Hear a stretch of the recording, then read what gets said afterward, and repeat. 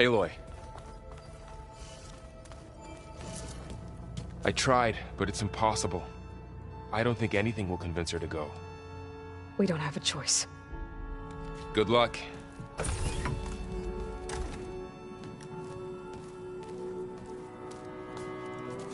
Beta, you have to come with us. It's the only way. It's one mission. The most important one. We need you. Tell me why you won't go. What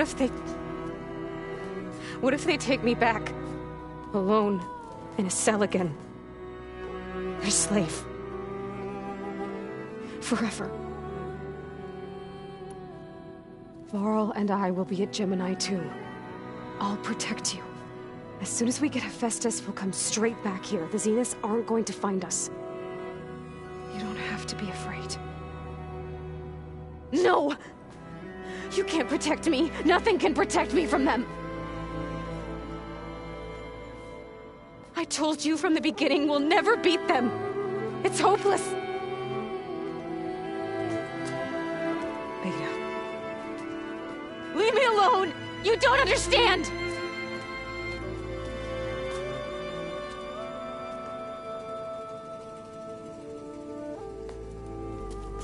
You're right. I don't understand. We have the same genes, the same mind, the same heart. So why can't you find the strength to do what has to be done? Like Elizabeth would. Don't you think I've thought about that? I don't know what piece of Elizabeth I'm missing. I don't know what you have that I don't. I look through all the data from your focus. You were raised as an outcast, shunned, and isolated just like me, so what's the difference? What's my defect?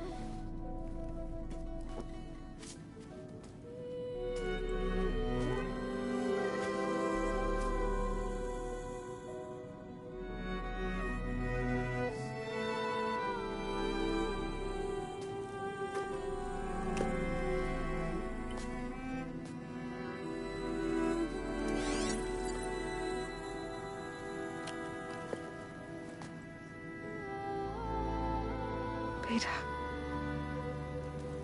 you don't have a defect. Beta, look, it's not a piece of Elizabeth. The difference is, I had him. Rost.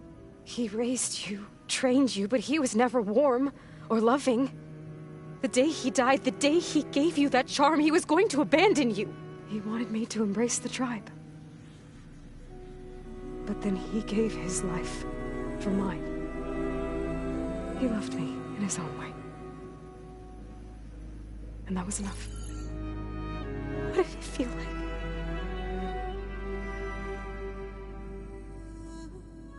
It was like having the strength that was always there. It's still there. Even now I hear him in my head when things get bad. When it looks impossible, look deeper. And then fight like you can win.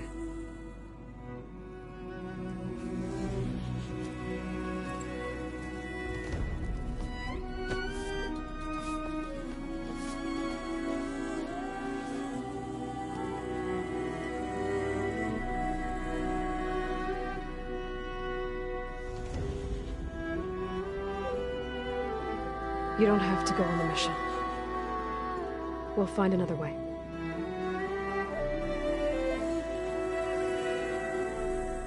I'll go. You said you'd try to protect me. I believe you.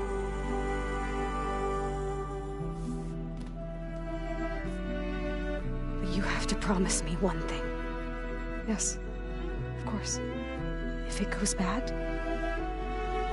if the Zeniths find us, I don't want to be their slave again. Do you understand? Okay. Promise? I promise. I could use as much time as you can give me to study up on the merge, to make it as efficient as possible.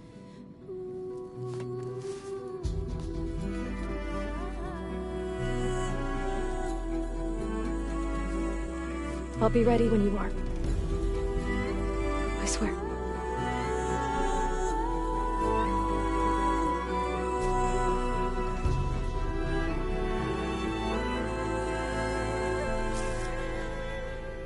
Aloy, whenever you're ready, come speak to me and I'll ask the others to make final preparations for the mission.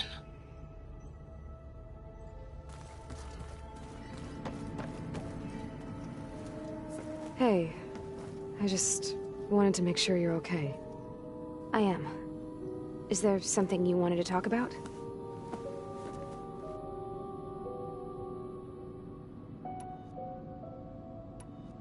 So how goes studying up on the merge? Guy and I have added a function that will display a holographic interface to visualize the data stream from Hephaestus. It should make expunging its malicious code a little more efficient. That's great. Whatever we can do to cut down the merge time is going to increase our chance of success. Good work. I'll continue to search for other ways to speed up the process. But whenever you're ready, I am too.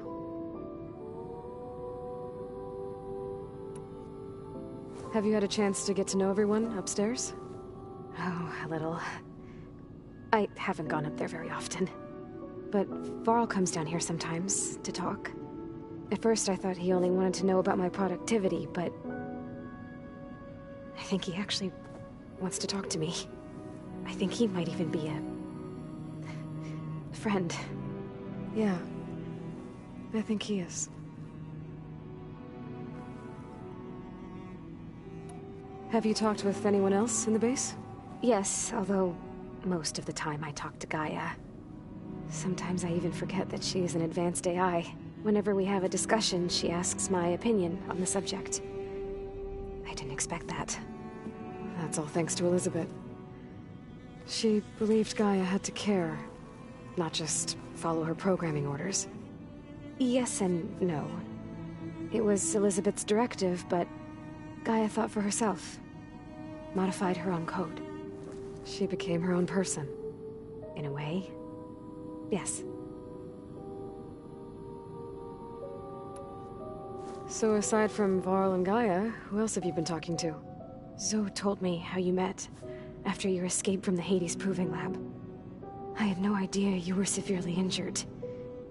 If it wasn't for Varl and Zoe, what matters is they helped me, and I recovered. Right? Right. You said you and Varl talk sometimes. What about? He told me about your tribe, the Nora, and the proving ritual you did. I told him if I was born into the tribe, I'd never be able to do the proving. It'd take a lot of physical training, but I bet you could do it. No, no. I'd be more interested in studying artifacts from the old world. Or the bunker door in All Mother Mountain. Well, the Nora would make you an outcast for that. Well, then I suppose we'd be outcasts together.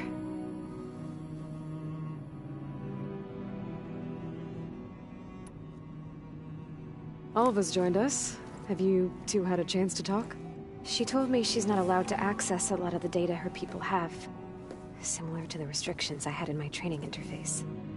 I told her that if we succeed at Gemini, then once we return, I'll help her search for more ways to help her family. Even though Gaia will fix the biosphere, it'll take time for farmlands to fully recover. So, I want to help speed things up. How so? Bioengineering of more resilient plant strains, novel crop production methods, equipment upgrades. Something that might help in the short term. I'm sure she'll appreciate it.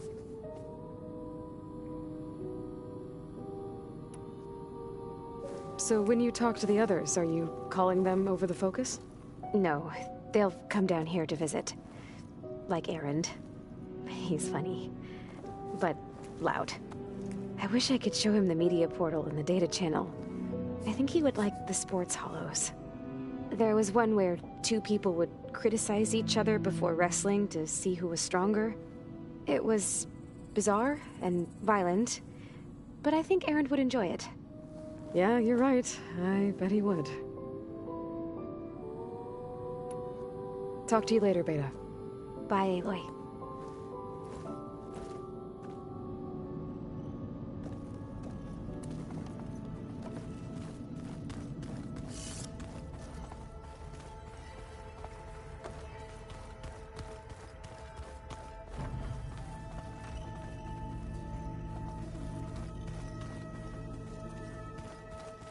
We just need to find the right strategy. Well, forget it. The man is unbeatable at Machine Strike. His people invented the game. What did you expect? Kotallo can't win every time. Try to be optimistic. Try to be realistic. We're terrible.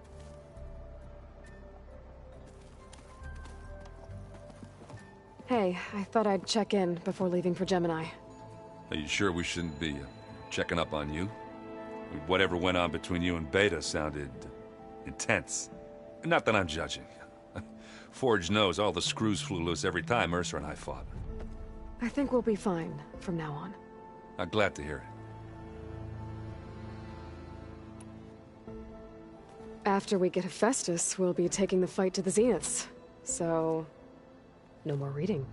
It wasn't that bad. Not really. Besides, going through all that data helped me realize something. You know, the soldiers, the ones that fought the Pharaoh machines so Gaia could be built, they were fighting a battle that couldn't be won. Not with all the weapons in the world. I think most of them realized that, whether anyone said it or not. They still did it, though. They bought time for all the eggheads working to save the future. Our future. As long as I can do that for you, I'll consider myself a success. Thank you, Erend. I'm glad you're with me. Okay, enough. I'm gonna get emotional.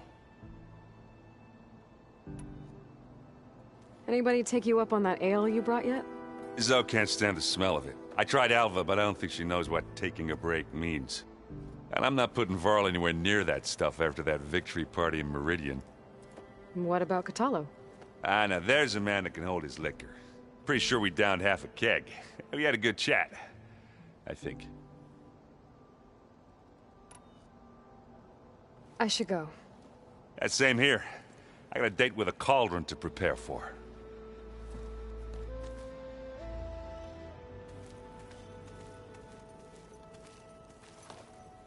Aloy, everything okay with you and Beta?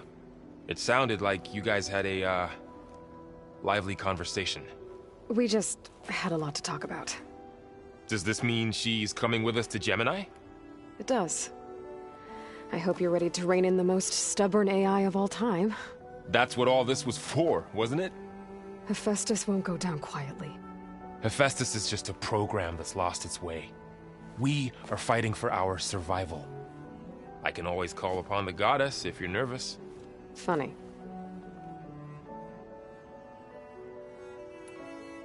Any last findings you want to share before leaving?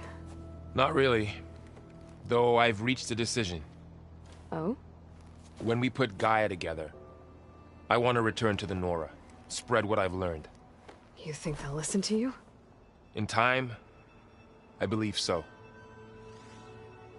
If anyone can make it happen, it's you, Varl.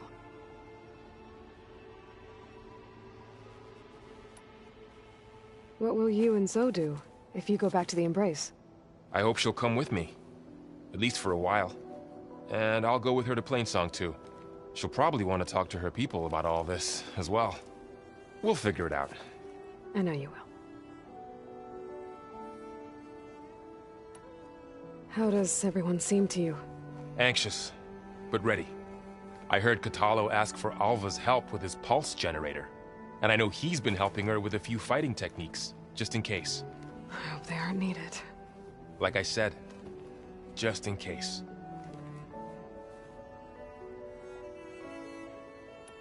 I hope firing off those pulse generators will be enough to distract the Zeniths. It'll work.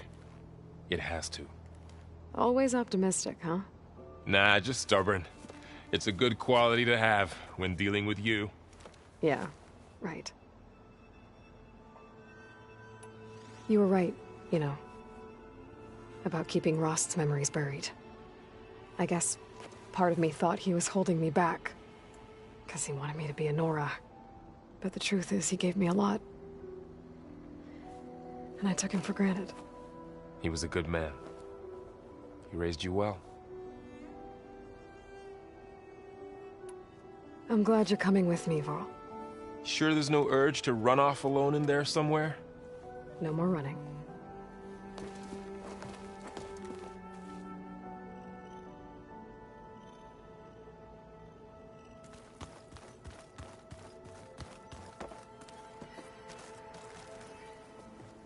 Hey, we'll be going after Hephaestus soon. You good with the plan? I've already got the location of my assigned cauldron. Good. I heard you and Beta had a talk. News travels fast. It wasn't exactly a quiet conversation. There were just things that needed to be said. A healthy crop to those who clear the weeds between them, as the Utaru say. You look like you have something on your mind. We're going to war soon. And war is something I promised myself I'd left behind in the Red Raids.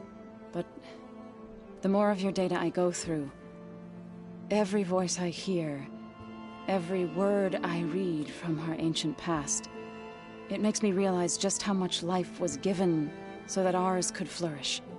Fighting for that gift, it's our responsibility.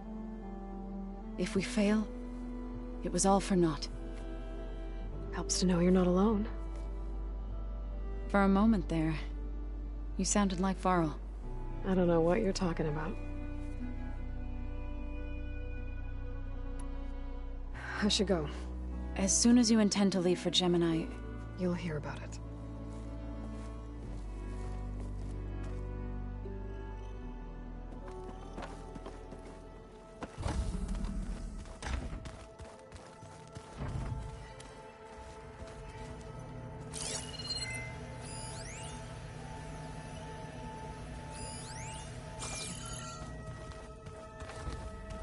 what? Nothing. You just look good, that's all. Get back to studying.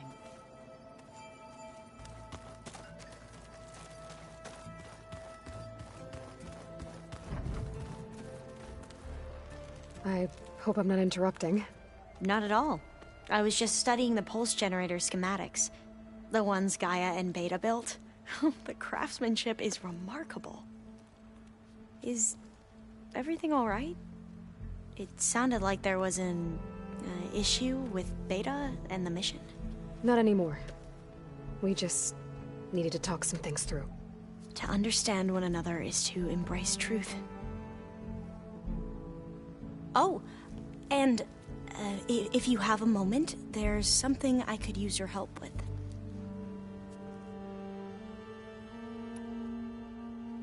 Any more data catch your eye? All of it? I have so much to study up on. Years, actually. I'm particularly interested in the Odyssey. We knew the ancestors had made it to the moon. In fact, we theorized some of them. But Sirius is way farther than that. And we thought journeying across the ocean would be the feat of a lifetime. The sheer calculations needed for space travel. It's overwhelming to think about. Even so, the Quen are way ahead of other tribes when it comes to understanding this stuff. Where I grew up, everyone thought that stars were sparks that rose from a fire lit by the goddess to guide us through the night.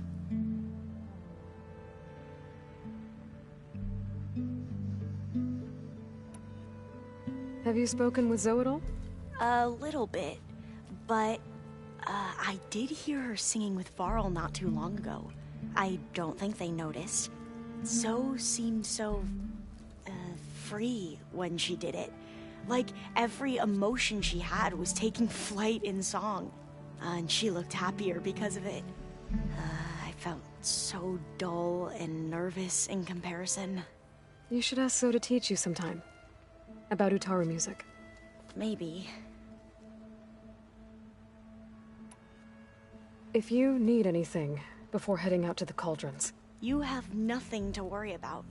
Gaia's explained your plan in detail, as expected from such an efficient AI. I've even received some very, succinct combat advice from Kotallo. You know, in case the Zeniths show up. What kind of advice? He,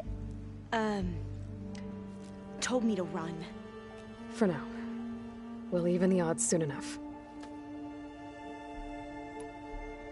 Must be strange to think that some of the ancestors your tribe reveres are still alive.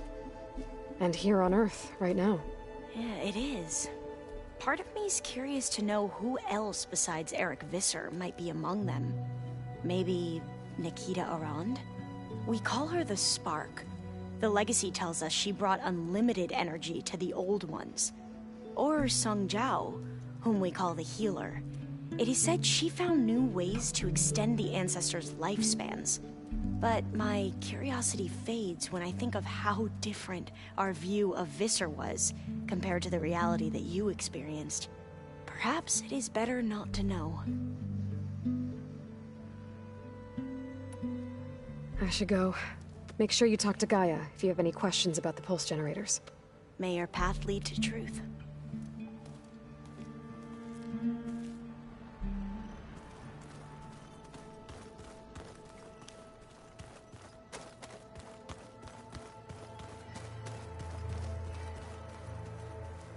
Aloy, are you well? Had a bit of an issue with Beta. It's better now, though. Ah, I'm not surprised. Really? Why not? I once knew a warrior who discovered he had a brother late in life. It was deeply uncomfortable for him. Did he ever get over it? In time. But not before the two siblings nearly killed each other in a single combat challenge. Ah. Well, at least I avoided that. Think you're ready to put all your training to the test? I am Tenakth. I am always ready.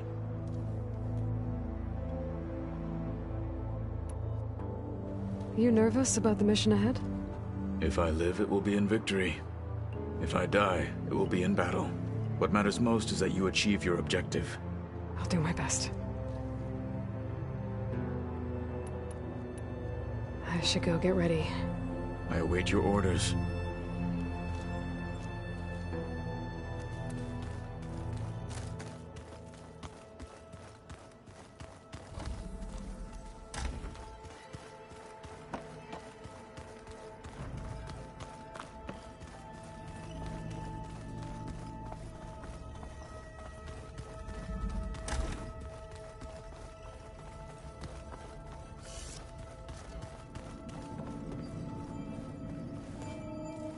Hey, it's me. Oh, I'm glad you're back. Did you want to discuss something?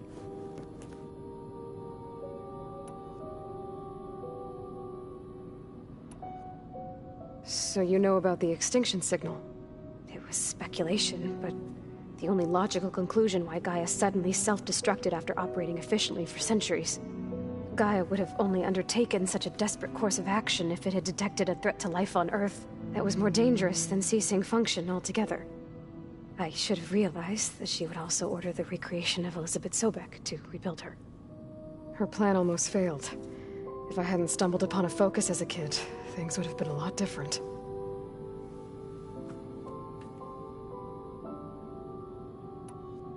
You said the Zenith's colony in the Sirius system was destroyed. What happened? All I was ever told was that a natural disaster forced them to leave Sirius. I've speculated that it was an extrasolar object or a cataclysmic seismic event. Or maybe even an abnormally violent coronal mass ejection from Sirius A. Did the Zeniths tell you any details? Something that might narrow it down? They said the only thing that mattered was that they survived. First Earth, 1,000 years ago, and then Sirius. Guess they survived old age, too. You said you spent years studying in a training interface. Was this archive you mentioned part of that? but only the parts I was permitted to access.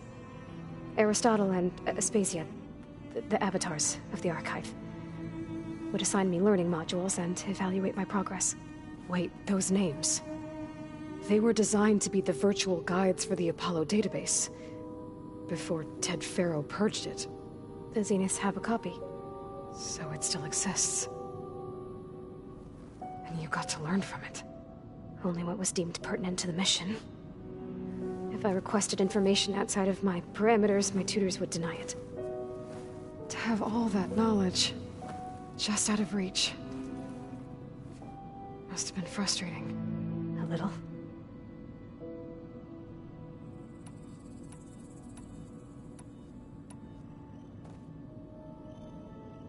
What else can you tell me about Tilda?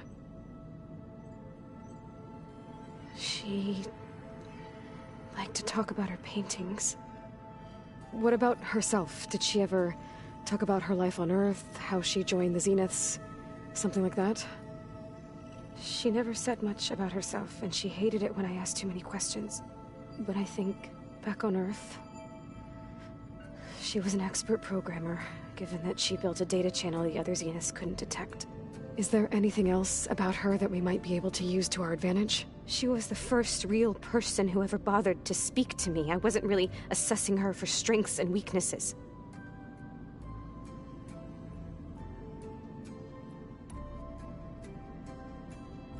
You said that Tilda reached out to you using a data channel? It appeared in my training interface as another assignment. When I opened it, there were a series of intermittent glitches. I realized they formed a transpositional cipher. Instructions on how to open up a new virtual space. When I entered it, my training interface disappeared. Instead of the usual holographic teachers and files, I was in a perfect recreation of her home. And you're sure the other Zeniths never knew about it? To them, it looked like I was still in training. Toiling away. Alone.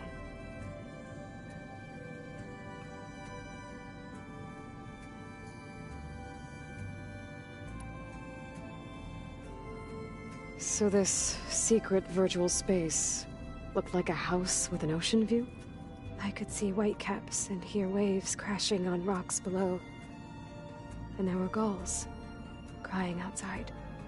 Inside, Tilda had frames that showed off her favorite paintings, changing at intervals to match the light.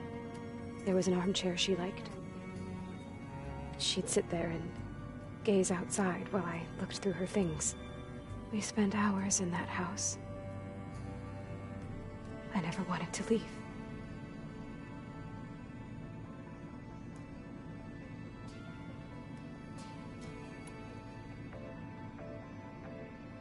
You said Tilda showed you paintings and let you access media files? Every time we met, she showed me a new painting. I think she was Dutch. All of her favorite pieces were from their golden age in the 1600s. Portraits, allegories, ships at sea. She had so many. It didn't interest you? I liked her media portal. It had so much more than my training interface. Clips, shows, holos. My favorite was this one called Second Time Around, about a family whose kid comes back after disappearing during the Hot Zone crisis. Right, but did this portal have anything about the Zeniths themselves? Anything we could use? No. Any information about them was redacted.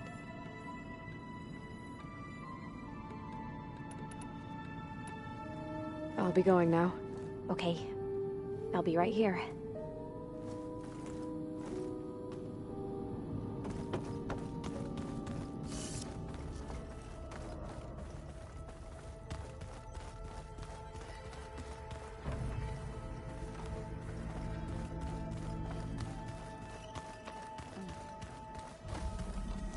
The old ones fed off livestock a little too much for my liking. Some of them ate more like the Utaru. Called themselves vegetarians. From what I'm reading, all the old ones wanted to eat was this stuff called chocolate.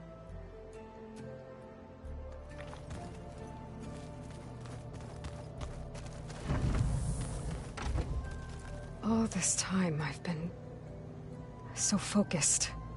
on what Elizabeth was like, what she would do. I was wrong to hold Beta to that standard. I probably shouldn't even be doing it to myself. I'll try to do better.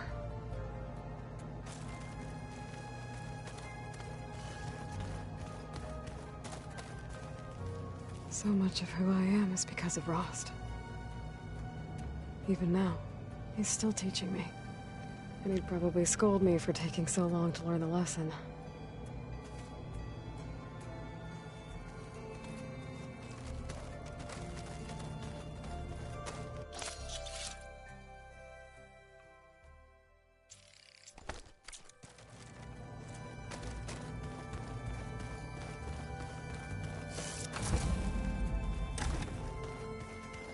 The old ones used holograms for everything. It let them experience a great many things. Holograms are illusions, though. I wonder if at some point they just couldn't tell what was real anymore. Maybe. They were intelligent, but that doesn't mean they were wise.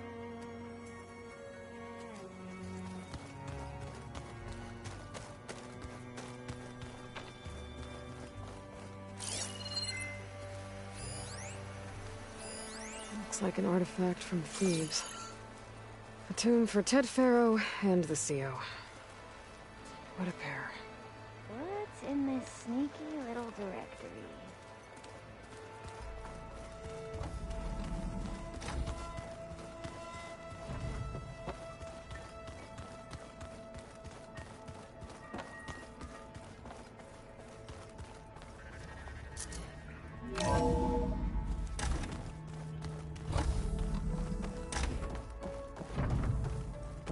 Welcome back. Hello, Aloy. So, I guess you heard all that below? With Beta?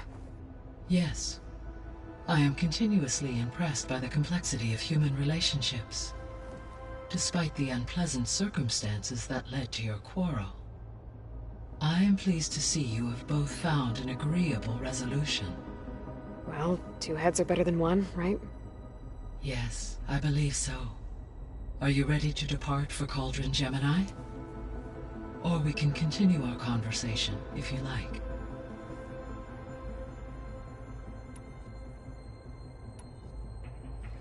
So, about Beta. I never really saw the difference between us, until now. She's been through so much. Completely alone. You have both endured many hardships. Different in almost every respect, yet equally remarkable. I like to think of you as two miracles, born of Elizabeth Sobek. 3, then. Let's not forget about you, Gaia. When I set out to find a way to bring you back, I never thought we'd be here, like this. Among friends. They have all come a long way with their improvised educations. Varl has suggested that one day we might extend this model to more tribal inhabitants, once the biosphere has been stabilized. Yeah, that's not such a bad idea. As long as you're the one running the lessons.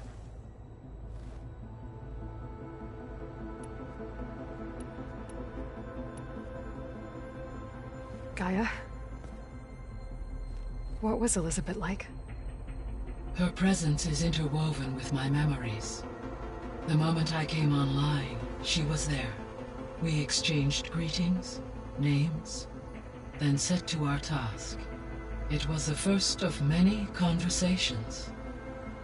I enjoyed being in her company, listening to her stories.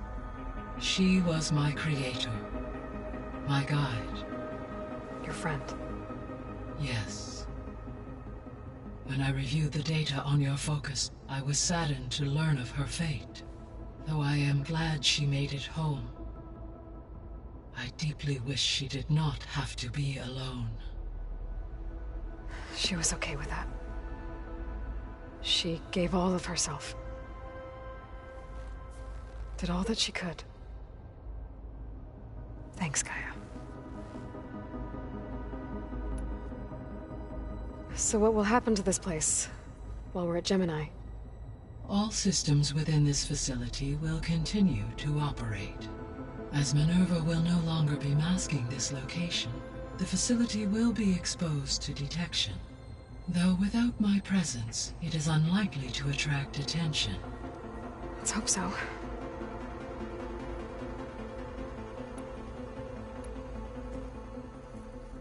Okay, people. It's time to head out. I'll get everyone together.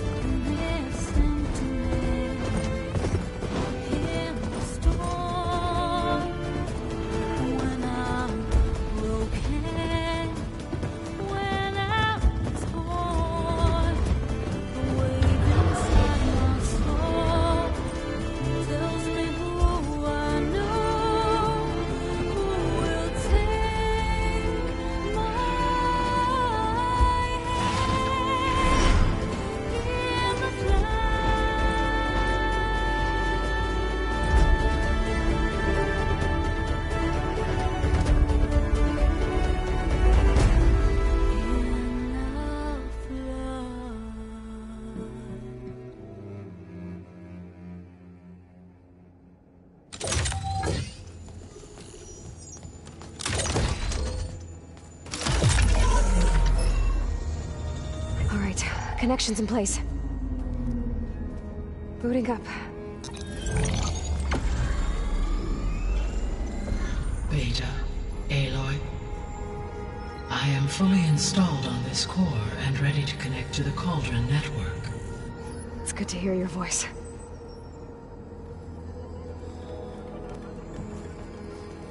Erend, everyone. Fire your pulses and sound off. I'm at my Cauldron. This thingy, it's blinking. Did I do it right? In position at my Cauldron. My pulse generator is blinking also. That means they're working. I'm in position, and mine is too. Mine as well. Okay. Radio silence until I give the all clear. Signing off.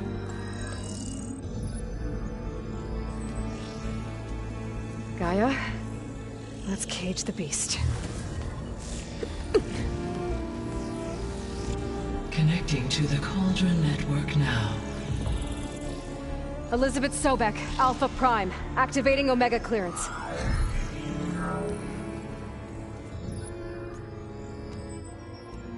Elizabeth Sobek, Alpha Prime, activating Omega clearance. Clearance confirmed. Initiating containment sequence. Critical threat detected. Imperative escape containment. Applying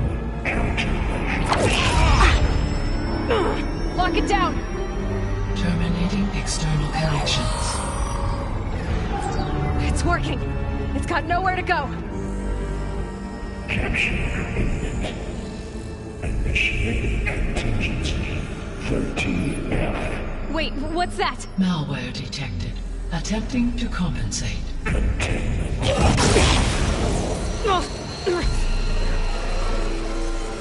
It's cracked. Look!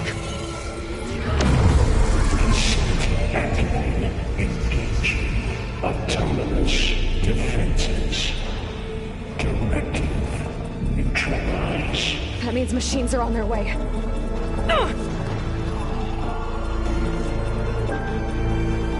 Get ready! Here they come!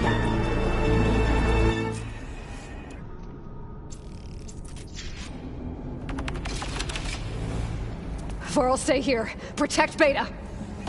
Got it. Be careful.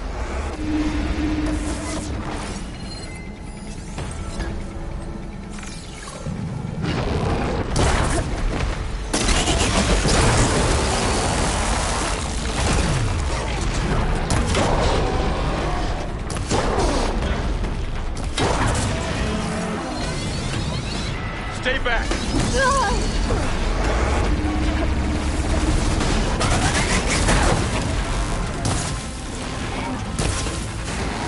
Get back!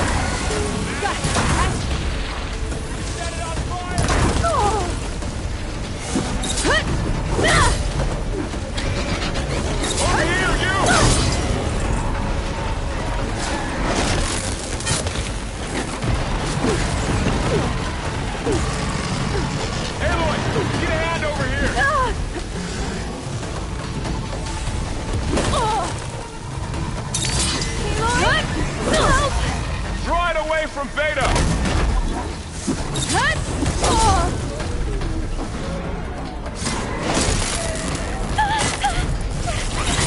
Stay back!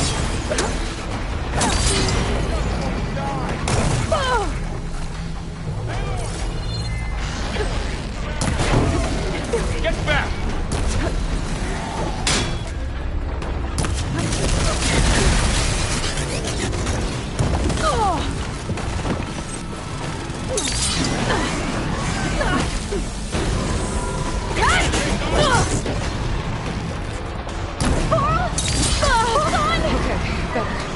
Over here, you!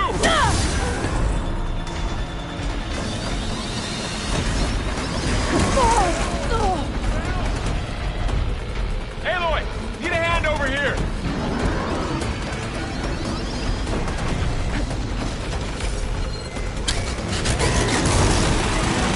Right away from Beta!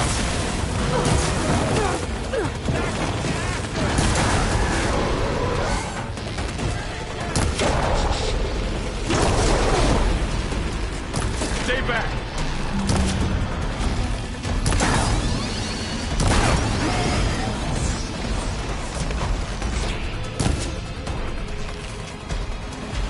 Get back! I'm out of this ammo.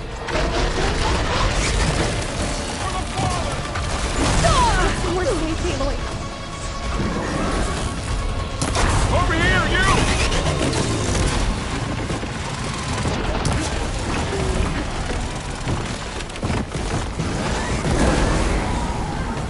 That's all of them for now.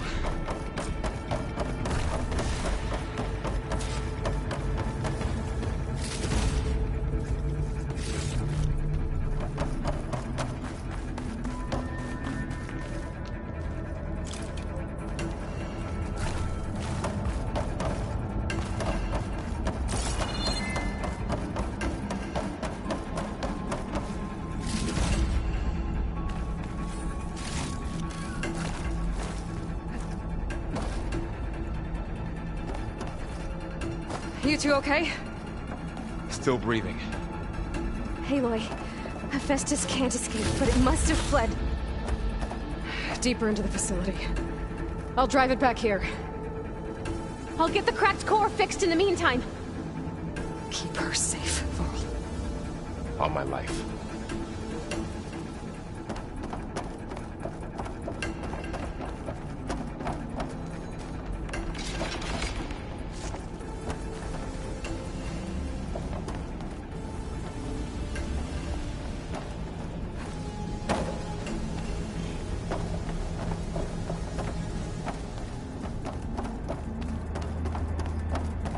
Okay, let's see.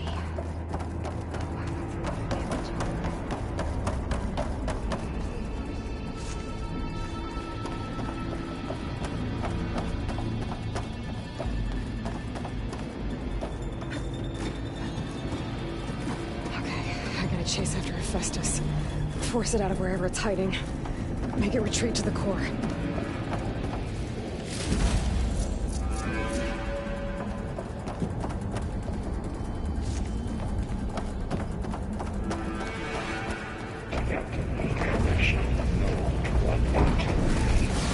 No, you don't, Hephaestus! I'll find another way over.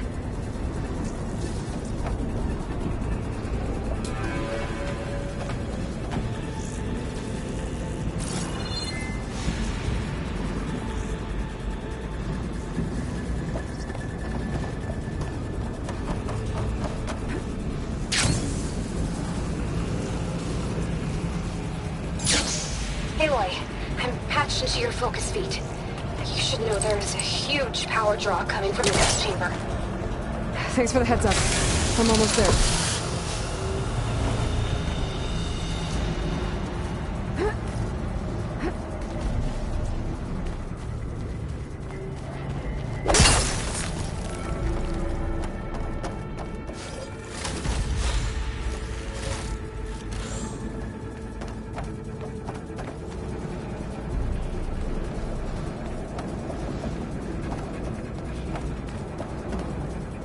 Some kind of production chamber. Festus is up to something, all right? What shield? I don't know, but I'm gonna shut it down. I bet those metal carriers will lead me to where it's getting materials from. I bet that's where Hephaestus is hiding, too.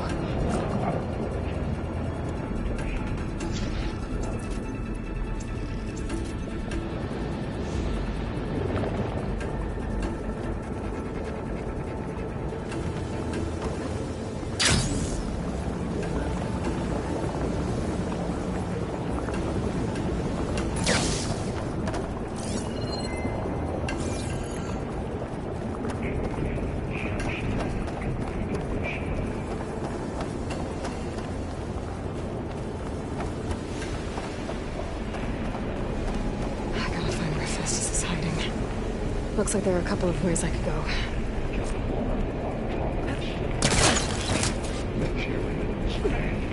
Well, that doesn't sound good. Machines are making a beeline for another chamber. I better follow them.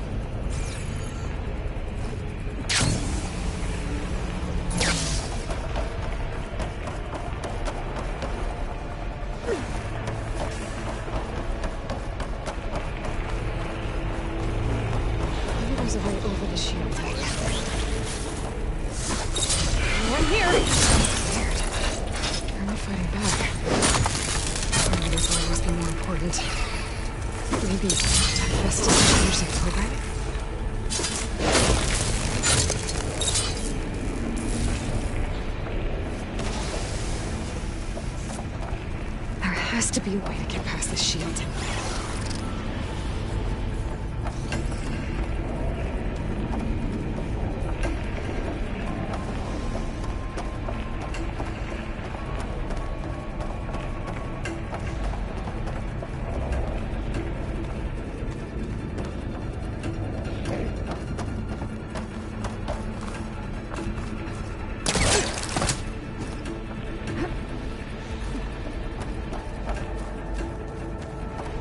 There's an opening at the top of the shield.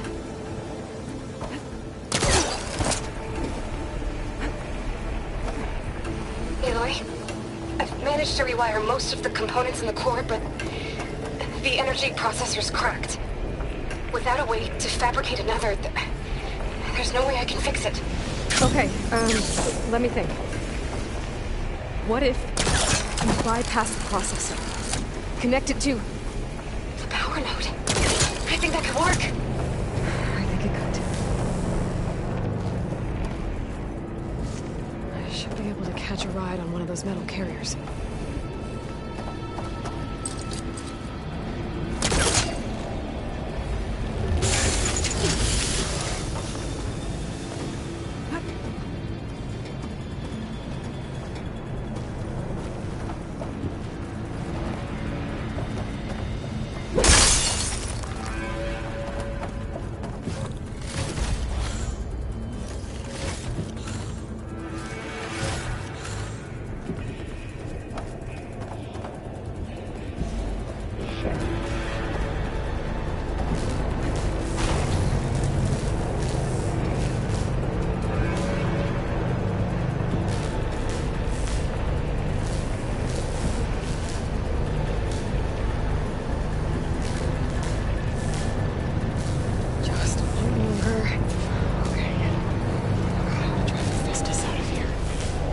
There should be a node you can override, near the central platform.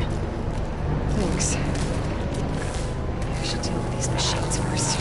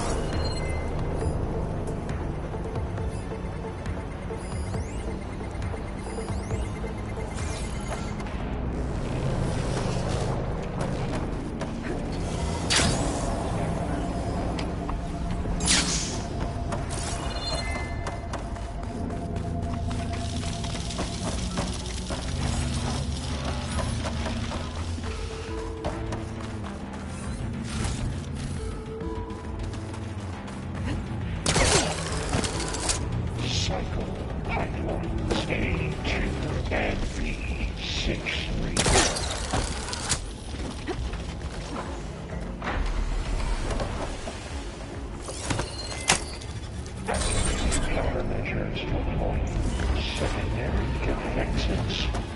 Intruder, your coming is at hand. Oh, great. More machines on the way. Beta! Hephaestus has locked me out of the node. Any ideas?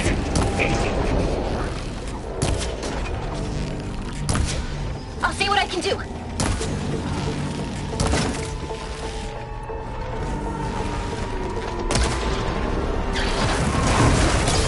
Make use of that weapon.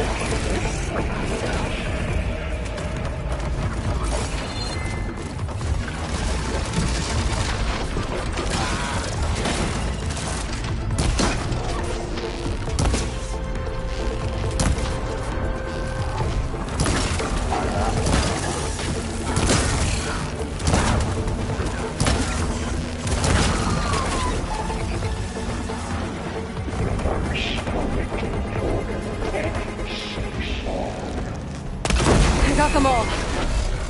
I tapped into the core's network hub. I managed to disrupt Hephaestus' control of the node. You should be able to override it now. Nice. Thanks.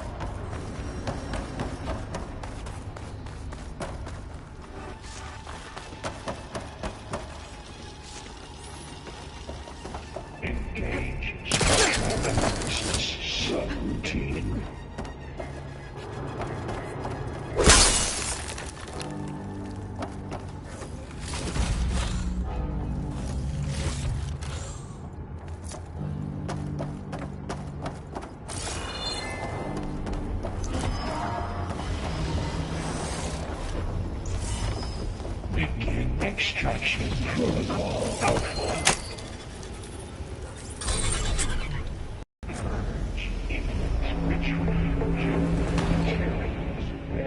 Caster 1-1. It sounds like it fled to another chamber. Well, it better not get comfortable.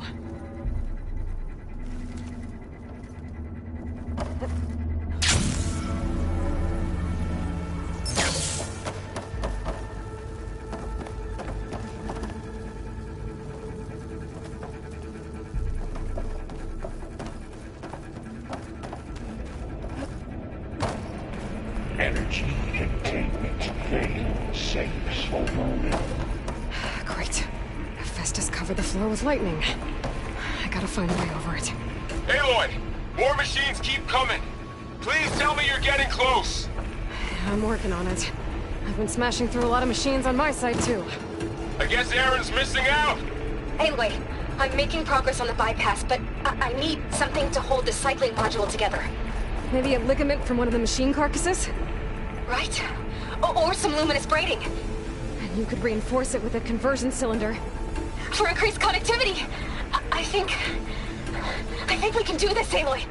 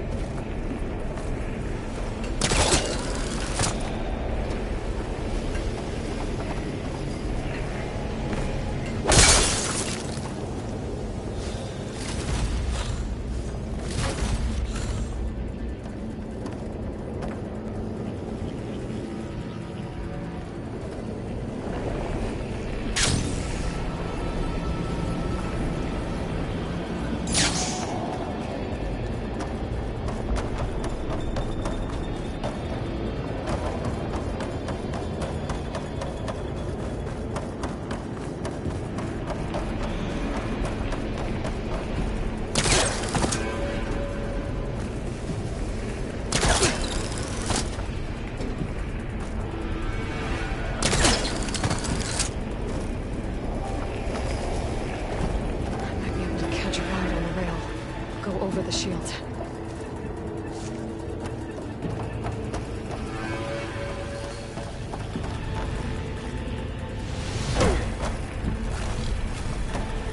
Miscalculated that landing.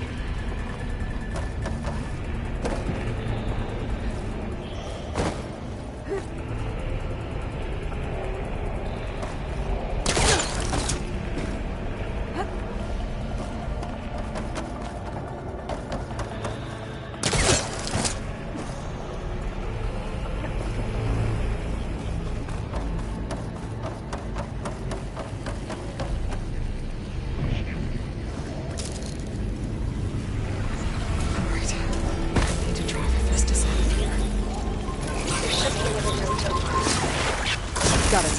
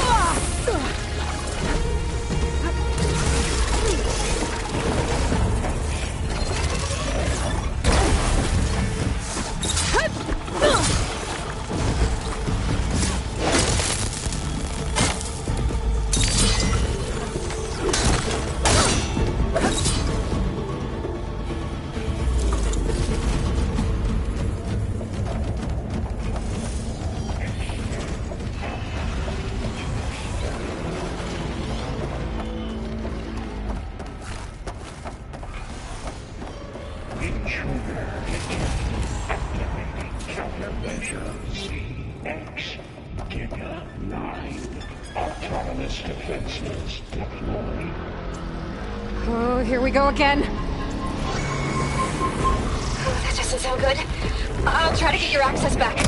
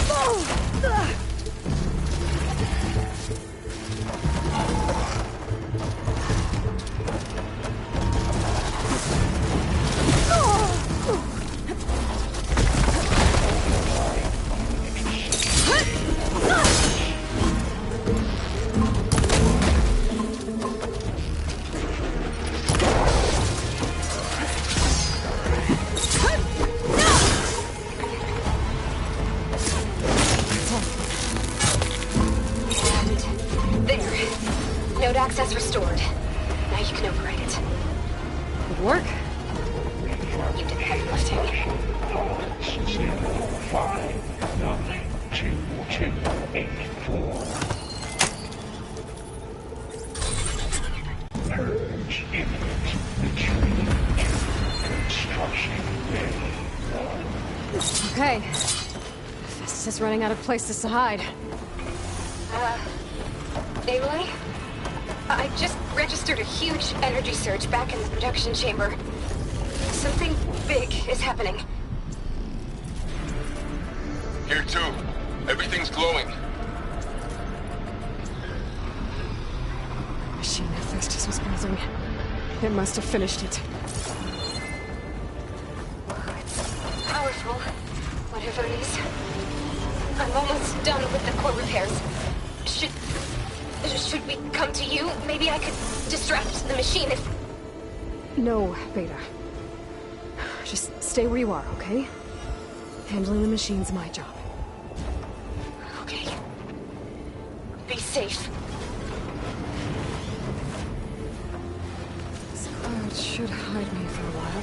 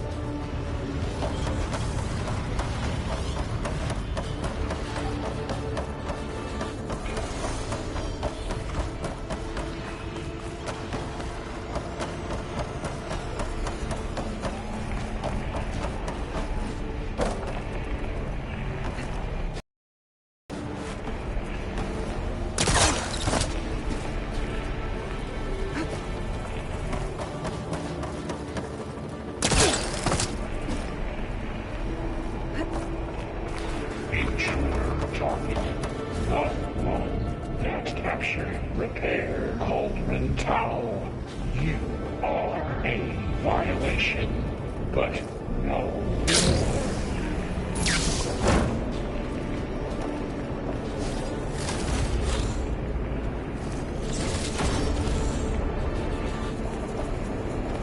Your interference will be terminated.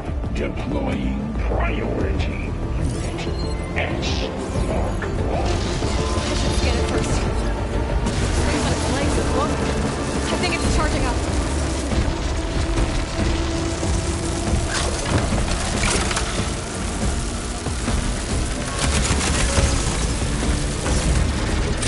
It is charging.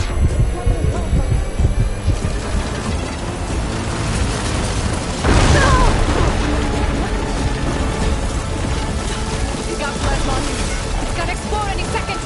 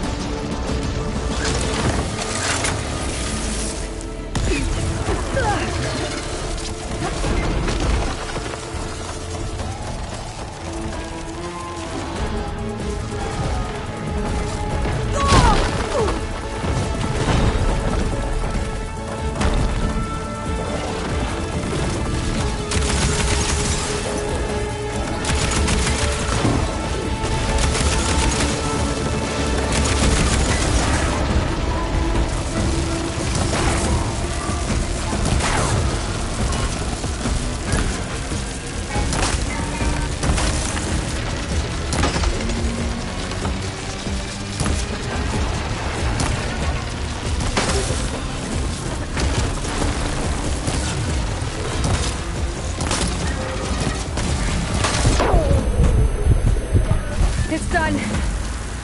You did it! There should be one more node to override. Good. Stand by. I'm sending Hephaestus back to you.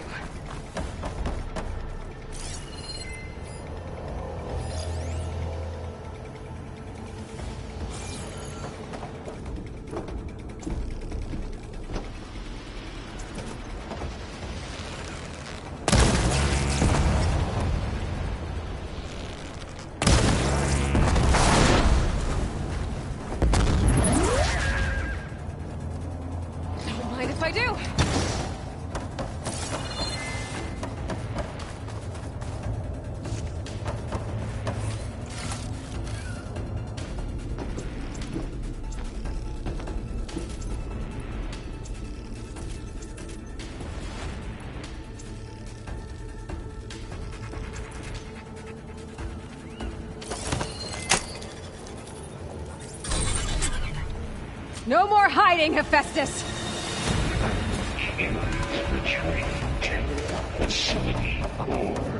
Got it! Hephaestus is back in the core! Make sure it stays there. I'm heading back. And then we can start the merge. Because of you, Beta. I'm glad you came along. And you, Varl. We couldn't have done any of this without you. Right back at you, Aloy.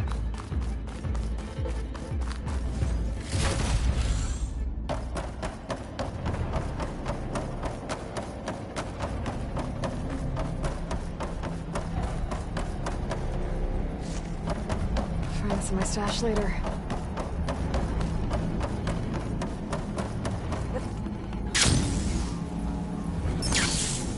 Aloy, the bypass is done. The core is stable. Hephaestus is 100% contained. Now we better get started with the merge. It's all set up. Gaia, establish the link, please. Done.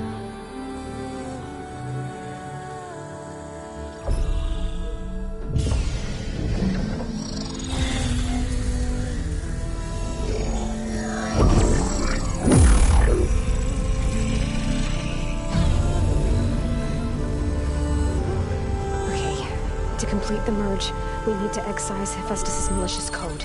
Carefully.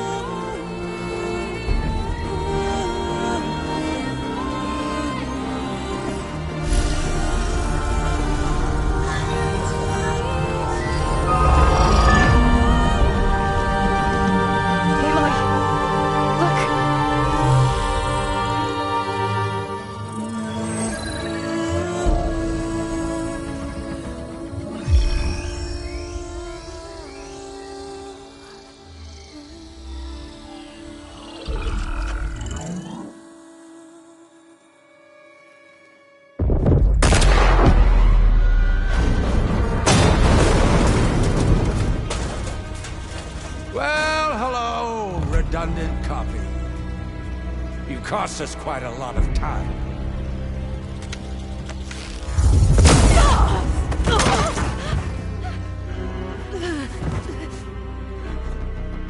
Eric, get Beta. And squash that bug while you're at it.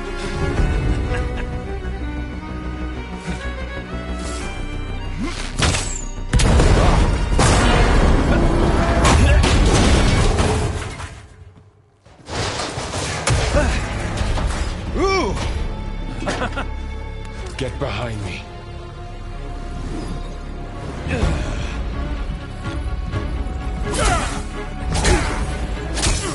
Come on! Quit screwing around. Now we're having fun. fun, right?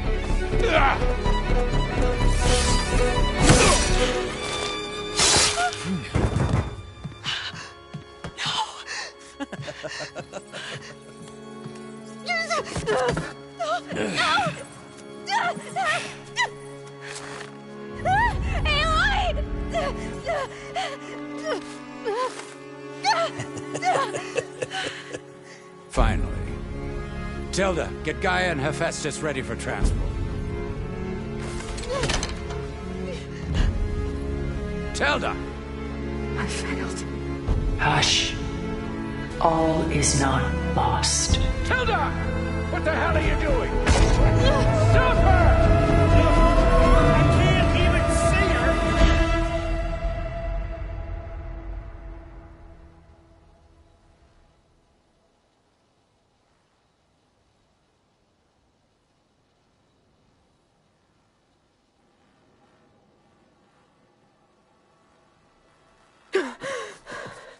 Beta.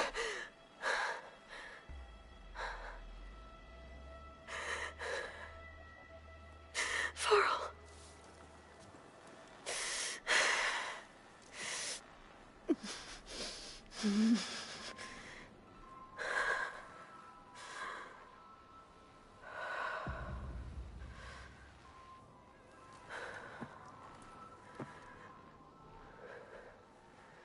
Where am I?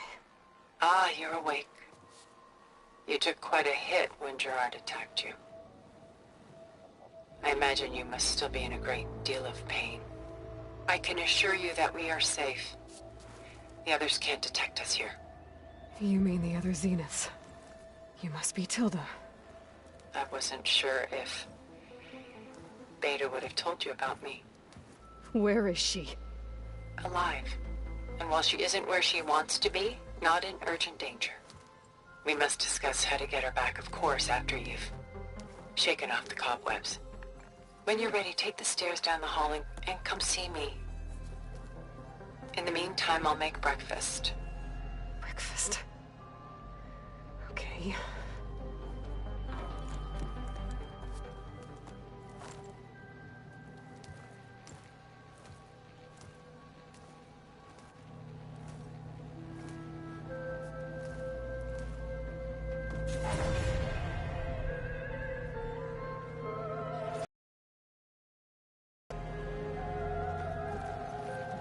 Why did Tilda bring me here?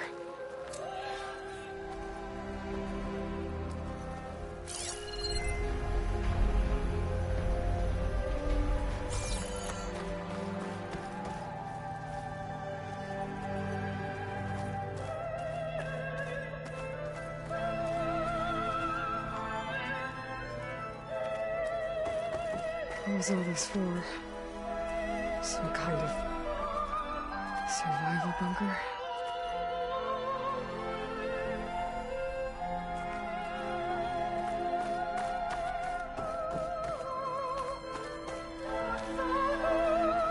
What is this? Just a few favorites from my collection. Rescued and stored here just before I went off-world. Take a look, if you like. I'm curious to hear your impressions. My friend is dead. Beta and Gaia are gone, and you want me to look at old paintings? Don't be so quick to dismiss the comfort we can find in art, or the insight we might gain.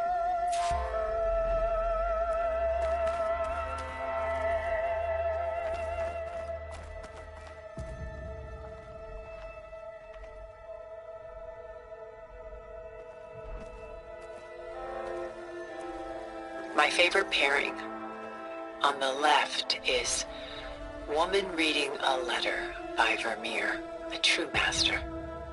And on the right is a forgery, Woman Reading Music, which fooled experts into believing it was a priceless original.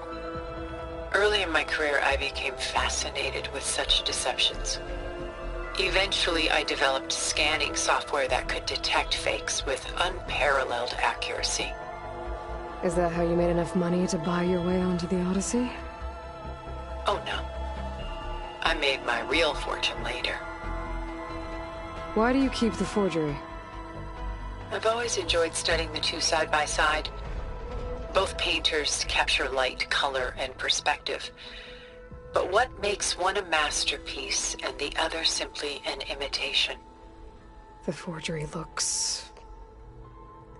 sharper? Good eye. The details are crisp. The contrast bold. It tells us more, and yet we feel less. What's in the letter? Who can say? What does the painting tell you? She's... concerned. Whatever's written in the letter troubles her. A burden she can't put down. Fascinating. Why go through so much effort to make a fake masterpiece? The forger initially painted under his own name, but found little success. His work was considered unremarkable. But when he took on the guise of Vermeer, suddenly it was celebrated as extraordinary. But it was a lie, and he knew it. Sometimes we struggle to glean what is real and imagined, even within ourselves. The irony of these two is that Vermeer died in obscurity. He had no idea his work would become some of the most precious, most copied, most preserved pieces in all history.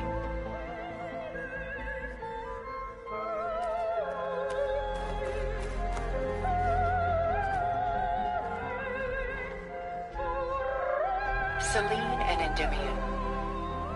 She's the goddess of the moon, whereas he's a simple shepherd.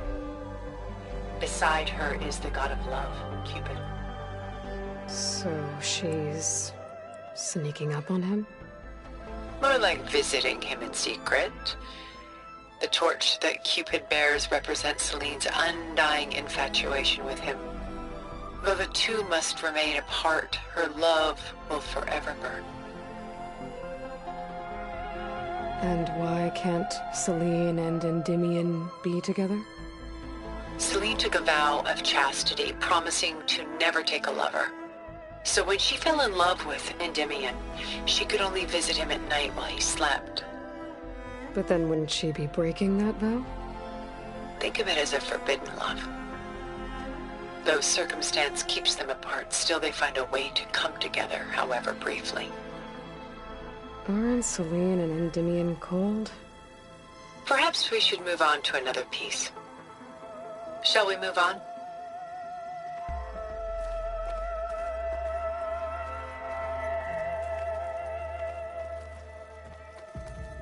This is Rembrandt painting Jeremiah, a man in mourning. Mourning what? His home. The ancient city of Jerusalem. He foresaw its impending doom, but could do nothing to prevent it. So instead, he saved its treasures from destruction, just as I saved these works. You could say we're kindred spirits.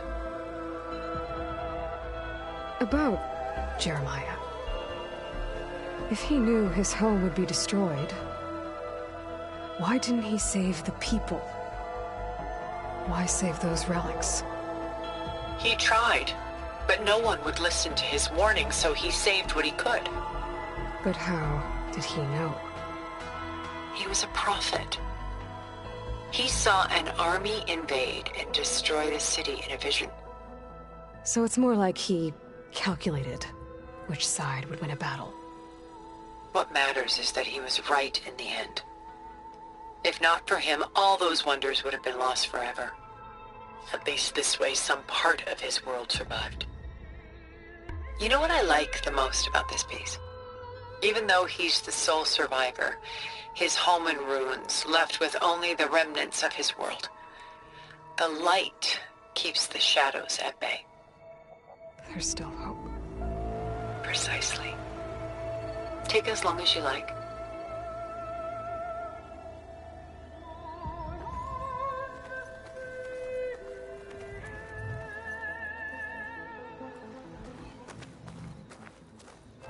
A portrait of the painter, Rembrandt's son Titus, depicted in the habit of a monk. I don't get it. Why would someone like you, with infinite resources, care about this painting of a boy in a hood?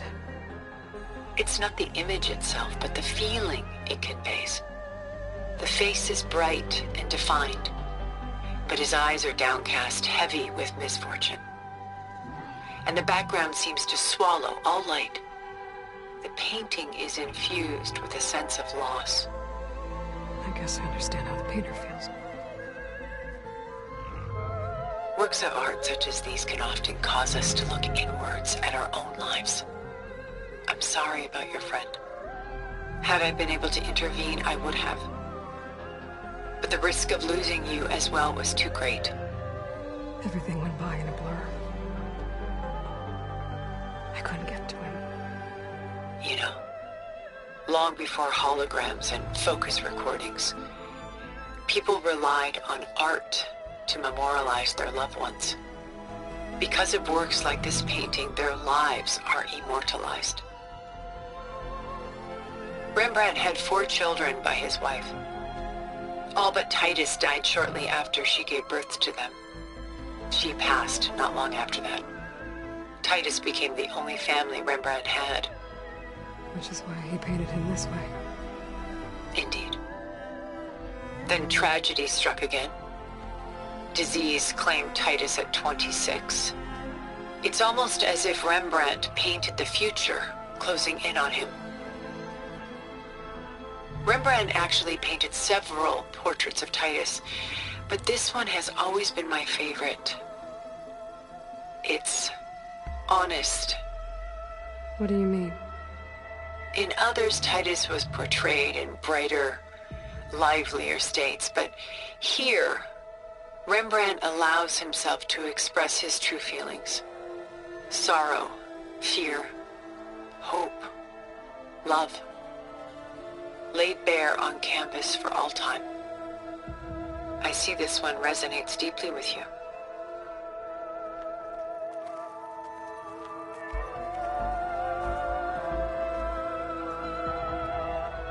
Rembrandt's The Night Watch, by far the most famous painting my homeland ever produced.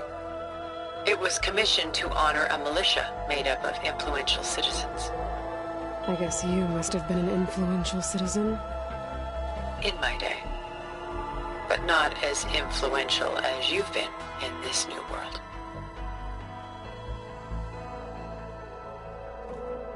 The militia. They look disorganized. Where others painted such scenes in a stiff and stationary manner, Rembrandt chose to show them in action, preparing to march. He wanted them to feel alive. You can almost hear the commotion. Who's the girl in the painting?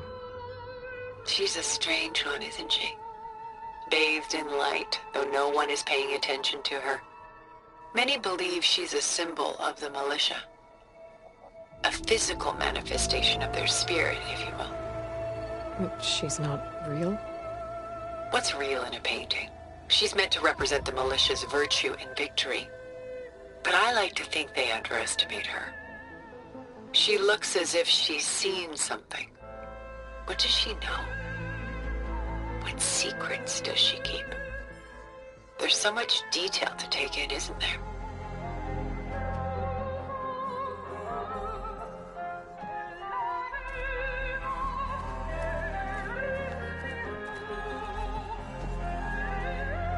The Gust, by Willem van de Velde, the most famous of his many maritime paintings.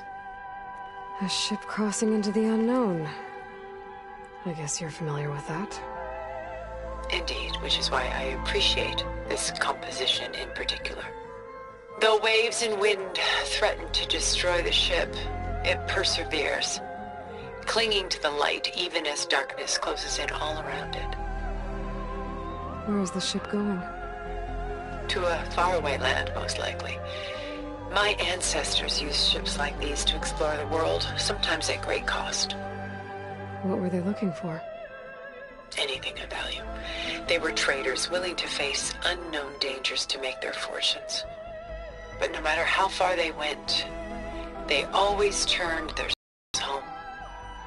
So this Von de Velde only painted ships? It was his specialty.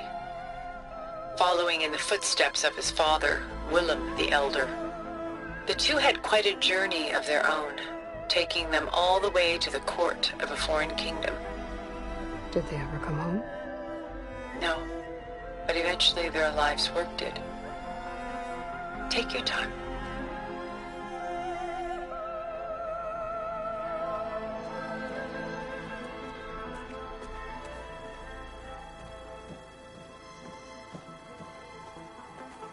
Stunning, isn't it? Paintings weren't the only masterpieces of my people's golden age. This is Von Vianen's leaded ewer, molded from a single sheet of silver. What was it for? How like Elizabeth you are. Function over form. Its practical purpose was less important than its meaning. Von Vianen created it in honor of his late brother, who himself was a famous silversmith. A memorial? Yes. Such beauty from sorrow. If this ewer was a memorial, how did you end up with it? As the Pharaoh swarm closed in, my homeland's greatest museum gave it to me, along with many other works, in the hope that I could preserve them. A masterpiece like this was too important to lose to history. I even considered bringing it with me off-world to ensure its safety. Why didn't you? I took a calculated risk. This vault seemed more secure than the unknowns of space. Besides, I thought someday I might return. A long life, after all, has its advantages. Now, lo and behold, here I am. Exquisite, isn't it?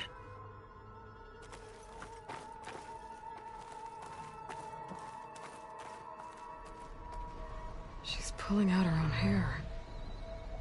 Out of madness, out of grief. It's hard to watch her suffer. I should move on.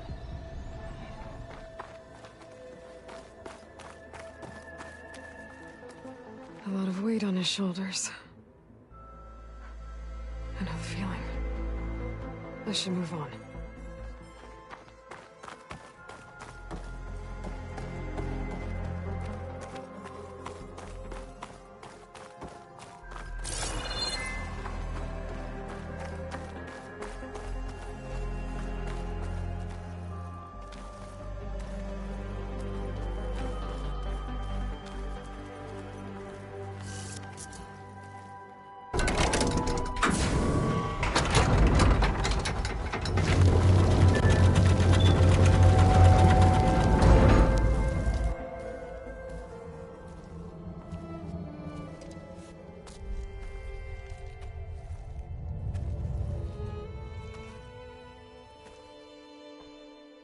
There you are.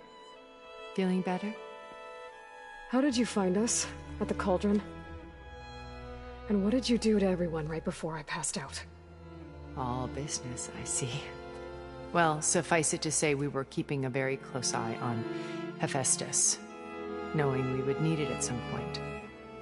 Your ruse didn't fool us, and as for my little trick, it was an overload of the senses, accompanied by an energy discharge. Gerard and Eric were only momentarily disoriented due to their shields, but it rendered you unconscious while I got you out. Perhaps some breakfast might steady you a bit?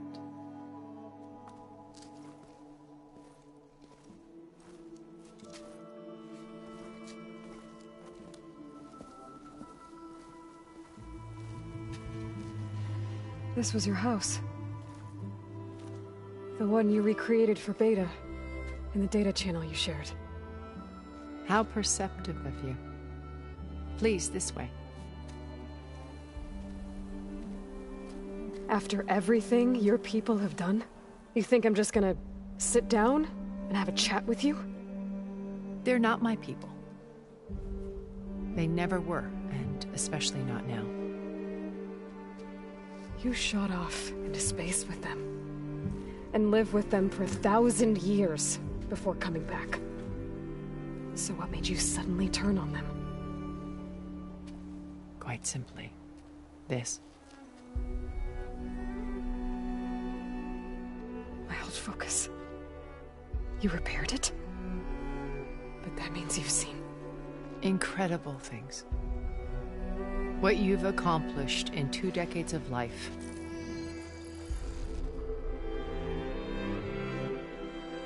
A 1,000 years at my back and I haven't even come close.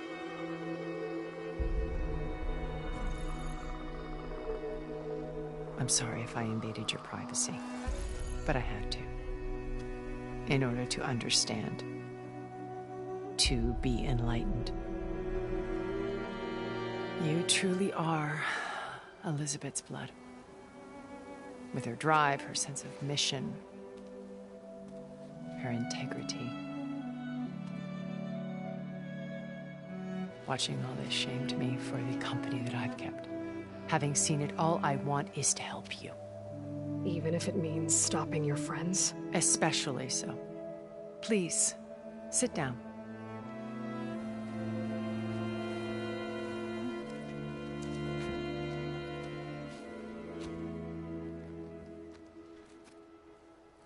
There.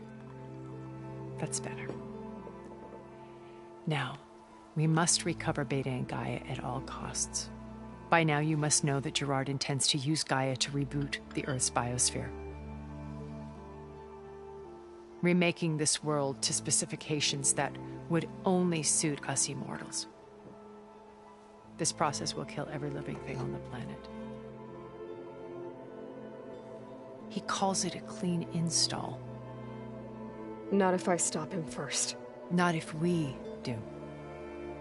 And once he and the others are gone, we can work together to fulfill Elizabeth's dream. I'm sure Beta told you that there's a build of the Apollo database on board our ship. A complete collection of human knowledge. With that and Gaia, we could do everything Elizabeth wanted. Heal the biosphere, educate the people of this world, uplift them. Create the world she imagined. Let's not get ahead of ourselves. From what I've seen, your friends are invincible. I do wish you would stop calling them my friends. And they're not invincible. In fact, a friend of yours has found a way to defeat them. Silence. Oh, he's been a busy bee, building an army powerful enough to crash through Gerard's precious base.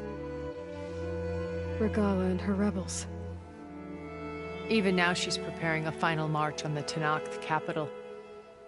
When she wins, she'll have the entire tribe under her control. Hundreds of warriors and machines to throw at the base. She's been duped. They'll all perish, of course. But it should be enough to break Gerard's defenses and allow Silence to kill him. Along with all the others. Using the new weapon he's developed. Yes, he's found a way to circumvent our shields. Truly an exceptional man. He's planned for everything. Except you and me. You see, while his army is battering down Gerard's doors, you and I will sneak in through a back way. One that only I know about. While Silence and my friends are busy battling each other, we'll take back Beta and Gaia. I told you I want to help you. I mean it.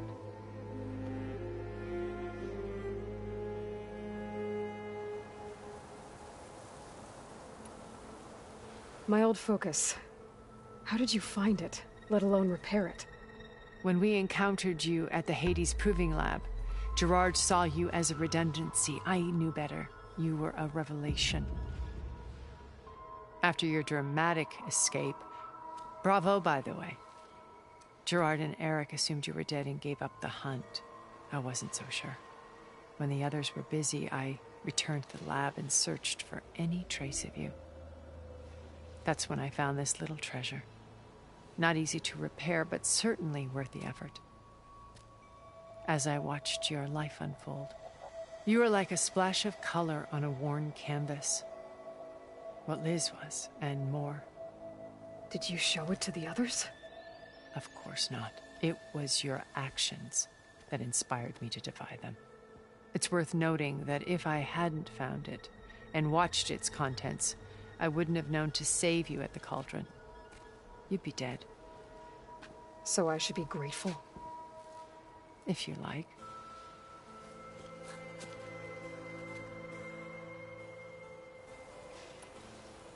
You said Beta is not in urgent danger, so what are the Zeniths doing to her? Putting her to work. Merging Hephaestus with Gaia. A difficult, time-consuming task, as I'm sure you know. They will compel her if need be.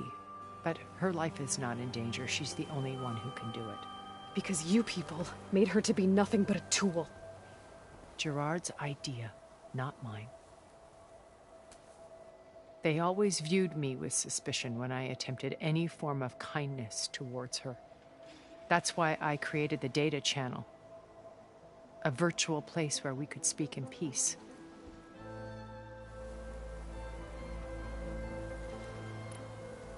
So this channel you shared with Beta, none of the other Zeniths ever found out about it? Gerard believes he's the most cunning of all of us. Even after 1,000 years, he still can't imagine that I would outwit him. The channel allowed me to interact with Beta away from their mistrustful eyes. It offered us a chance to be ourselves. Until you cut off all contact. Yes. I was worried that our meetings would do her more harm than good.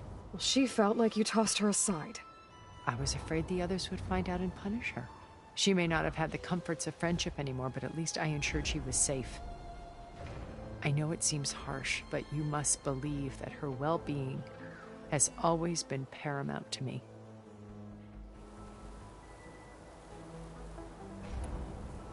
So you know all about me. What about you? What would you like to know? Well, start with your life on Earth.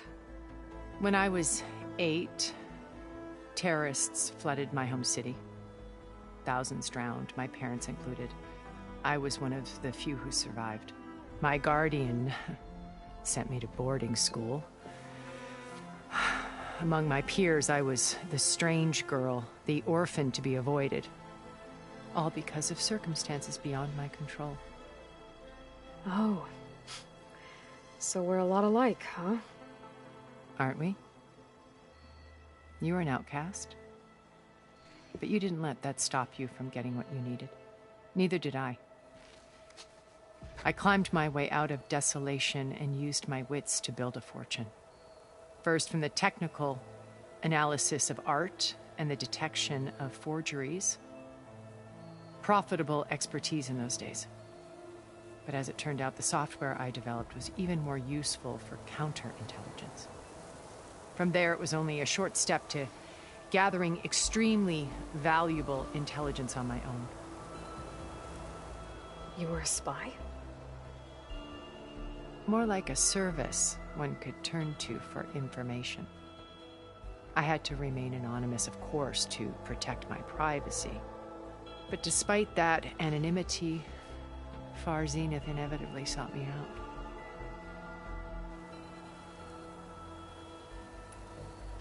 What happened when Far Zenith approached you? They painted an irresistible vision of humanity's future.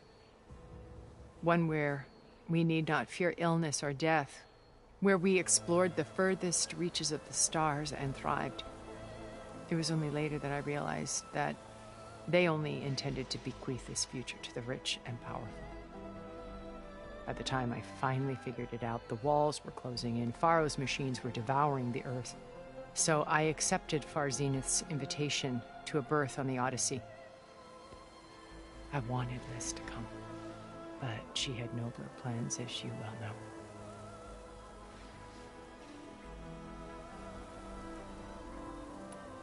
So you didn't know the other Zeniths were monsters until it was too late? I knew some of them were, certainly. It wasn't until we were off-planet that I understood the true scope of their greed. I was grateful to simply be alive, but the others became obsessed with a kind of effortless immortality. They built a colony, where machines serviced their every need, where any memory or fantasy could be endlessly savored in virtual reality. It wasn't life. It was stultifying, a pampered dream state. As the decades passed, I withdrew more and more, alone yet again, but this time with eons to consider my mistakes. Now, finally, having met you, I feel like I have a second chance. To do what? Help you, of course. To fulfill Liz's dream, which isn't so different from Far Zenith's original vision. A better future for humanity.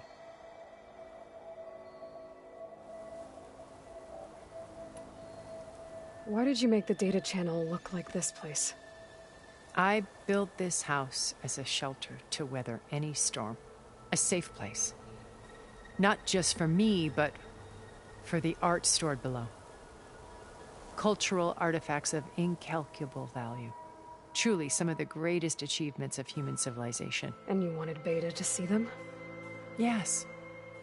Her upbringing was so cold and technical. I thought if she could experience Vermeer and Rembrandt, it would bring something else into her life. A heritage every bit as valuable as the scientific and technical data being drummed into her. I'm sorry I had to cut off contact, but I'll never regret sharing this house with her. She needed its shelter even more than I did.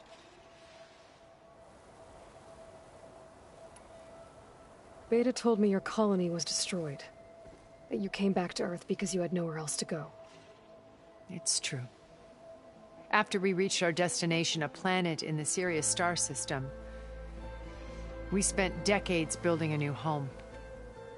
The physical constraints of Earth, the boundaries of mortality, gone. To think of what we could have done with it. It might have been a utopia. Instead, we stagnated, absorbed in effortless comforts and virtual realities. It took a cataclysm to finally yank us out of our stupor. What happened? A massive geological event. We knew of instabilities in the planet core, but we underestimated them. By the time the collapse was upon us, it was too late to stop it. Only a few of us made it to the ship in time. We set course for Earth, the only safe harbor left to us. Which you decided to make unsafe for anyone else. Not me. Gerard. He believes it's better to wipe the canvas clean than work around the smudges. No more primitive tribes, no more combat machines, only a blank slate to do with as he pleases. But we will stop him. All we have to do is get into that base.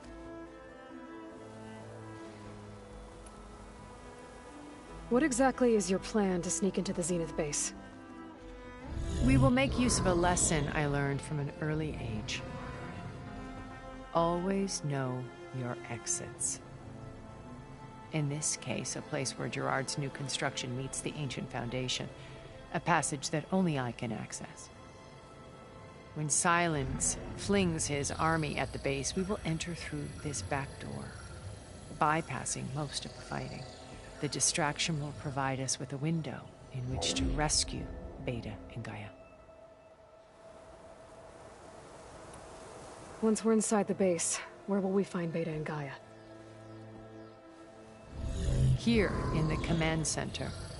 By then, Gaia will have been reunited with all of its subordinate functions, including Hephaestus. What about the alpha build of Apollo on your ship? A simple matter of recovery once the others have been dealt with. With that in hand, we'll have everything we need to make this world as it should be. How do you know about Silence's plan? He isn't the only one adept at spyware. You hacked his focus? No, he's too careful for that. But his subordinates? Not so much. He gave additional focuses to the tribals he branded the Sons of Prometheus. By tapping them, I learned about most of his dealings. The distribution of override technology, the arming of Tanakh rebels, and the secret pact with Regalla to attack Gerard's base. But how did he come up with a weapon that can take down your shields? That's the one thing I haven't been able to figure out, but however he did it, I'm quite certain it will work. With it and the Tanakh army, victory seems to be within his grasp. Such a shame he'll be disappointed. Regalla's only interested in killing Hekarro and waging war on the Karja. What does she have to gain by attacking Zenith? It's the price she must pay for her war. Without the ability to override machines, her little rebellion would have languished in the desert. So she trades with the Sons of Prometheus. Machines to help her overthrow Hekarro. In exchange for an assault on the base. Pride has deluded her into thinking she can actually survive such a battle. And all without ever knowing who the Sons of Prometheus really answer to. Yet for all of Silence's brilliance, still he underestimates you. That blind spot is what will allow us to take Beta and Gaia right out from under him. While hundreds of Tanakh are cut down outside. So you knew Elizabeth. What was she like? Liz was everything she was. I see in you. And more. Your ingenuity, your determination, your moral compass. You've managed to distill her greatest qualities and make them your own. I'm not asking about me. Tell me about Elizabeth. What was she really like? The honest answer is that I don't actually know. For all the time that I spent with her, she always kept a part of herself locked away. It was like that from the moment we met.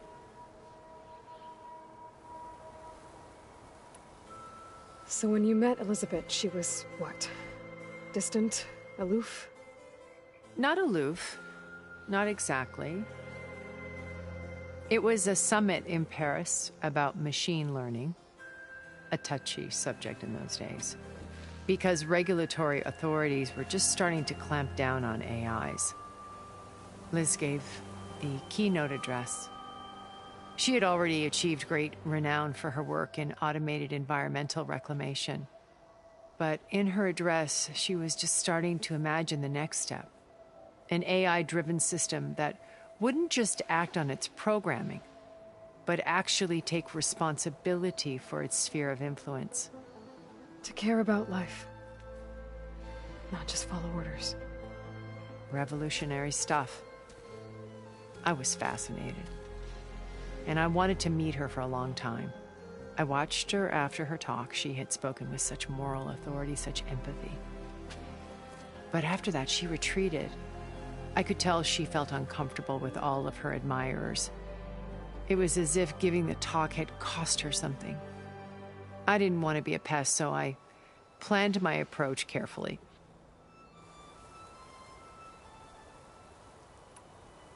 So how did you finally approach Elizabeth after her talk? I picked the right moment. The morning of the next day, right as she came back to the conference, she had just had her coffee. She was fresh, rested. It was like she had braced herself for the onslaught of colleagues. I asked if I could walk with her, then put forth a question about her talk that I thought was intelligent. Her answer made me realize it wasn't, but she was very welcoming. Almost as if we were previously acquainted. It was only halfway through the conversation that I realized she knew exactly who I was. It was quite a shock to me. My business was trafficking in secrets, and I took great pains to protect my anonymity. So that was Liz, perpetually one step ahead. I came to view our meeting as a metaphor for our friendship.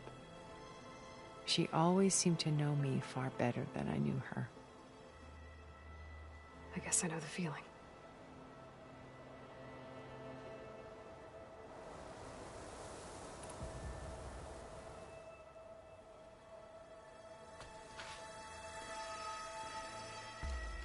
First, Varl. Now Hekarro and the Tenakth. Your plan would wipe out an entire tribe. There has to be another way. We are in an admittedly desperate situation, but I assure you there isn't. Remember Zero Dawn. Elizabeth's sacrifice. Sometimes many have to die for a new world to grow. If it looks impossible, look deeper. Wait. The data channel. It still exists, doesn't it? I need you to open it. Let me talk to Beta. Impossible. We might be detected. It's worth the risk. There is another way, one where the Tenakth survive. But we won't. If the others... If you want to help, open it.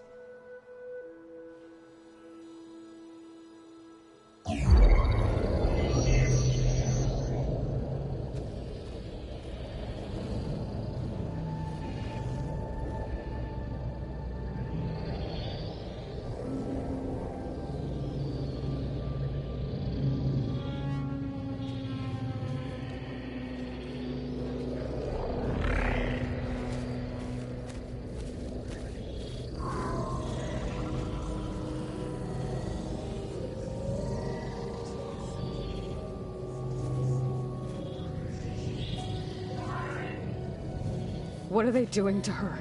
Virtual reality dissociation. The manual merge of Hephaestus will take hours upon hours of tedious micromanagement. If she resists the work, they run simulations to induce feelings of isolation and despair. Beta, can you hear me? You're alive. They're watching me. I can't hold up this extra protection for long.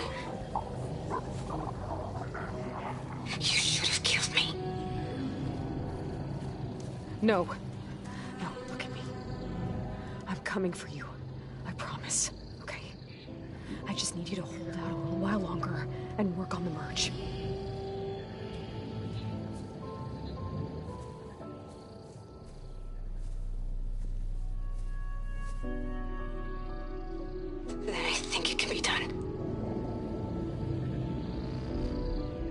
Contact again when it's time. Can you hold on? As long as I know you're coming for me, I can endure anything.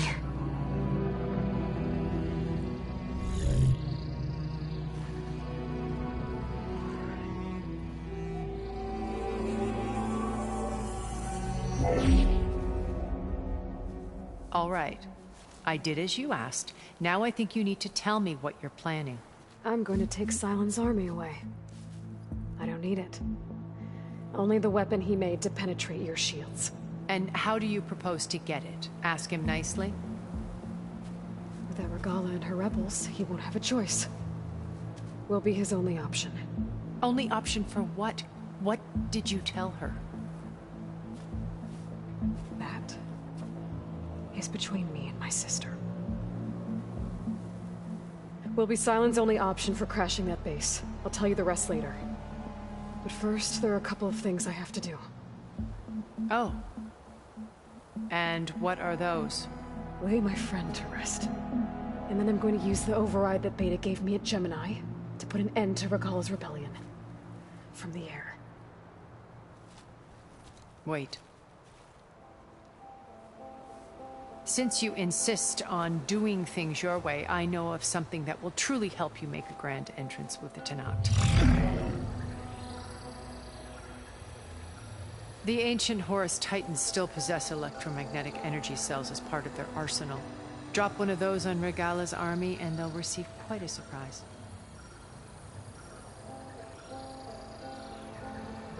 So go, do what you must. I'll come to your base if you manage to bring Sylens to the table. Not if. When.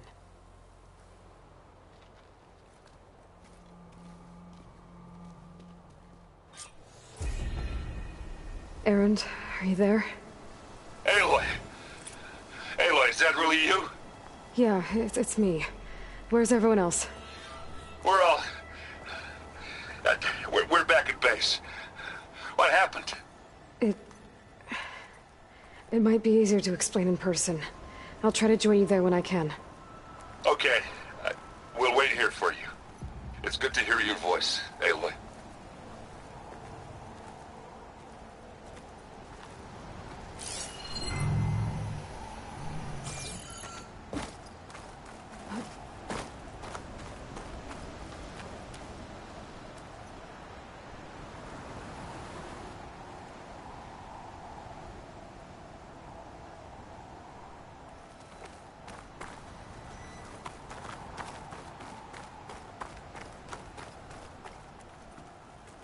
Just to let you know, I'm now patched into your focus network.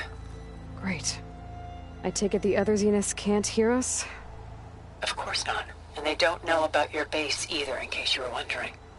I've sent you data on the Horus energy cells you can use against Regala's forces. Reach out to me when you're ready to acquire one. Understood.